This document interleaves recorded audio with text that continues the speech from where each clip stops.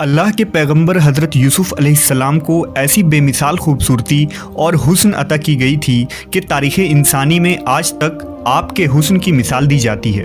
شاعر اپنی شاعری اور قصہ گو اپنی قصے کہانیوں میں حضرت یوسف علیہ السلام کی خوبصورتی کا ذکر کثرت سے کرتے آئے ہیں۔ حسن اور خوبروئی کا کوئی پہلو ایسا نہ تھا جو آپ میں نہیں تھا۔ یوسف علیہ السلام کی نیک اخلاق، بردباری اور نرم مزاجی نے آپ کے حسن و خوبصورتی میں مزید اضافہ کر دیا تھا۔ کوئی شخص بھی یوسف علیہ السلام کو پہلی مرتبہ دیکھنے پر ہی آپ کا فرشتہ اور حسن کا قائل ہو جاتا، مگر آپ کی اس بے مثال خوبصورتی کا ایک المناک پہلو یہ بھی تھا کہ اسی حسن کی وجہ سے آپ کی زندگی بہت سی مشکلات کا شکار ہوئی اور آپ کا حسن ہی آپ کے لیے مصائب اور آزمائشوں کا سبب بن گیا۔ حضرت یوسف علیہ السلام کے والد کا نام یعقوب علیہ السلام تھا، جو خود ایک جلیل القدر نبی تھے۔ حضرت یعقوب علیہ السلام کے 12 بیٹے تھے، لیکن یوسف علیہ السلام کی خوبصورتی اور معصومیت کی وجہ سے آپ کو ان سے زیادہ محبت تھی اور آپ حضرت یوسف علیہ السلام کو اپنے دوسرے بیٹوں پر فوقیت دیتے تھے۔ لہٰذا حسد میں آ کر ایک دن حضرت یوسف علیہ السلام کے بھائیوں نے دور صحرا میں انہیں ایک کنویں میں پھینک دیا اور گھر آ کر یعقوب علیہ السلام کو جھوٹ بولا کہ ایک بھیڑیا انہیں چیر پھاڑ کر کھا گیا۔ اس پر آپ یوسف علیہ السلام کی قمیص لے کر روتے روتے اپنے حجرے میں چلے گئے۔ آپ کافی عرصہ یوں ہی روتے رہے اور اپنے بیٹوں سے ناراض رہے۔ ادھر ایک قافلہ جب اس کنویں کے پاس سے گزرا تو انہوں نے یوسف علیہ السلام کو وہاں سے باہر نکالا۔ انہوں نے دیکھا کہ یہ نہایت ہی حسین و جمیل بچہ ہے، لہٰذا آپ کو مصر کے بازار لے گئے تاکہ انہیں بطور غلام بیچ کر کچھ رقم حاصل کر سکیں۔ عزیز مصر نے جب یوسف علیہ السلام کو دیکھا تو وہ بہت متاثر ہوا اور اچھی قیمت دے کر انہیں خرید لیا اور انہیں اپنے محل لے آیا۔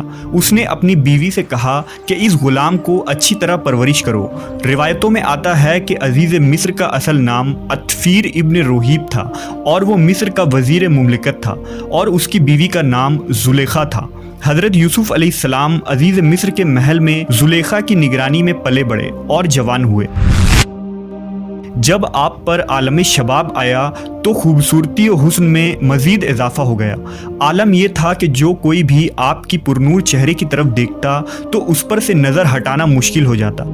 ایک حدیث میں رسول اللہ صلی اللہ علیہ وسلم نے فرمایا کہ جب دنیا بنی تو حسن کے 3 حصے کیے گئے، جن میں ایک حصہ حضرت یوسف علیہ السلام کو دیا گیا، ایک حصہ ان کی والدہ کو دیا گیا اور ایک حصہ پوری دنیا میں تقسیم کیا گیا۔ عزیز مصر کی بیوی زلیخا آپ کی خوبصورتی اور حسن کے ساتھ دیانت، شرافت، پاکیزگی اور سچائی سے بھی بہت متاثر تھی، لیکن ابھی اللہ کو یوسف علیہ السلام کو مزید امتحانات میں گزارنا تھا۔ وقت کے ساتھ عزیز مصر کی بیوی زلیخا یوسف علیہ السلام کے حسن سے مرعوب ہو کر آپ کے عشق میں مبتلا ہو گئی۔ ایک دن زلیخا نے حضرت یوسف علیہ السلام کو اپنے خوابگاہ میں بلایا اور دروازے بند کر کے اپنی حرام خواہش کو ظاہر کیا۔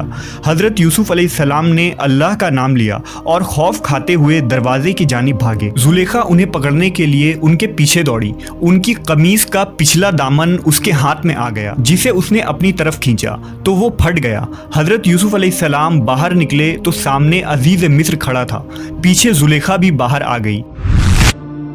اس نے شوہر کو دروازے پر کھڑا دیکھا تو معصوم بن گئی اور یوسف علیہ السلام پر الزام لگاتے ہوئے کہا، یوسف میرے ساتھ غلط ارادہ رکھتا ہے، لہٰذا اسے سخت سزا دیا جائے۔ جب عزیز مصر نے یوسف علیہ السلام کے قمیص کو دیکھا تو وہ پیچھے سے پھٹا ہوا تھا، جو اس بات کی دلیل تھی کہ یوسف علیہ السلام سچے ہیں اور زلیخا کا ارادہ غلط تھا۔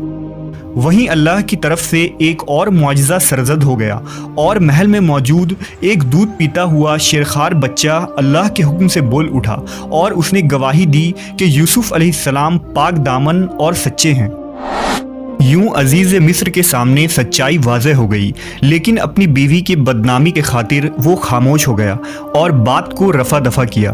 یہ واقعہ آہستہ آہستہ پورے شہر میں عام ہو گئی، لہٰذا مصر کے لوگوں نے زلیخا پر طعن و طنز کرنا شروع کر دیا کہ عزیز مصر کی بیوی خود اپنے ہی غلام کے عشق میں مبتلا ہو گئی ہے۔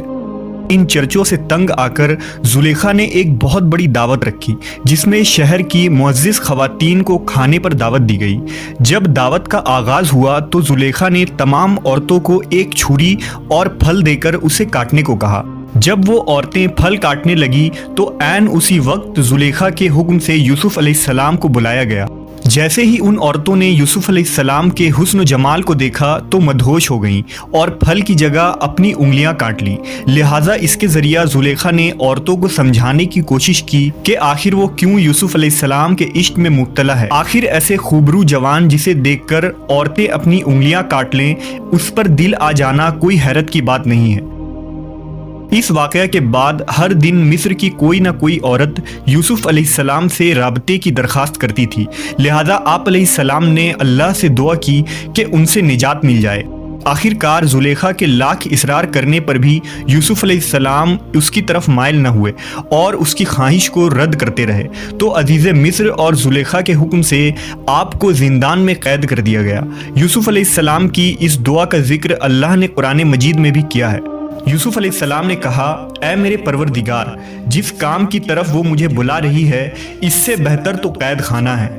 آپ علیہ السلام تقریباً 10 برس جیل میں قید رہے۔ مصر کے بادشاہ نے آپ کو کس طرح آزاد کر دیا، آپ عزیز مصر کیسے بنے اور آپ علیہ السلام اپنے والد اور بھائیوں سے کیسے ملے، اس واقعہ کا ذکر ہم کسی اور ویڈیو میں کریں گے۔ فی الحال اس واقعے میں یہ پیغام ہے کہ اللہ کے نبی یوسف علیہ السلام نے گناہ اور اللہ کی نافرمانی سے بچنے کے خاطر کتنی مشکلات کا سامنا کیا اور قید و بند کی مصیبتیں جھیلی۔ اس کے باوجود آپ ثابت قدم رہے اور اپنے پروردگار کو راضی کرنے کے خاطر اپنے نفس کو کس طرح زیر کیا۔